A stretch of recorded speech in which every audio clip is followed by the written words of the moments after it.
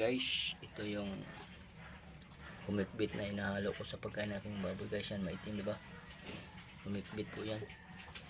Talagang sulit talaga yan para sa ating mga inahin, sa ating mga alaga. Simula nung pinanganak yung pito kong biik, hindi talaga nakatikim ng dumi-dumi, basta ng taik at ano pa man na nakikita natin sa ating mga alaga. Yan talaga ay mabisa. Ngayon, ito na yun guys, yung feeds. Binabaran ko siya ng humikbit para mamaya papakain ko doon. 1 kilo pa lang yung pinapakain ko sa pito guys, kasi 17 days pa lang. Araw-araw nga, sunod araw dagdagan ko naman. Kaya guys, update ko kayo palagi sa aking mga alagang mga biik, sa aking mga inahin. Dito kami ngayon sa loob ng kulungan, nagluluto kami ngayon para sa aking mga inahin, yung bagong panganak.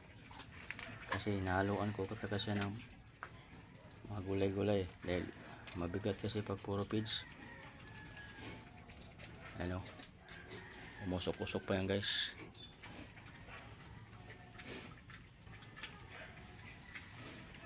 Dito talaga ang buhay natin guys. Kahit anong gawin, talagang magsikap lang talaga tayo para sa ikabubuhay natin, ng ating pamilya.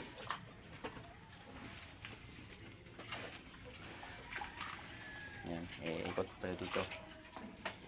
Oh, yan yung magdalawang buwan ng buntis. Dalawang buwan na yun dos guys. Kaya antabayan na natin to pag 1 buwan na lang mahigit. Ano na yan siya, mga anak na naman. Ito naman yung bagong walay, ay yung nilalay ko simula ng 17 days ng bagong walay, nilalay doon. Ito naman ay mag-1 linggo na yung linggo dadating. Kaya hindi ko ito pinapakain ng organic guys. Ang pakain ko nito ay pangpadami biik. Ito ang kaganapan ngayon sa loob ng kulungan ko ngayon guys. At ito naman guys, yan yung bagong panganak, pang 5 araw niya ngayon. Ito yung inahaluan ko ng tili, pinapakain ko siya ng pangpadaming gatas saka gulay. Kaya yung niluluto ko ngayon para din sa kanila.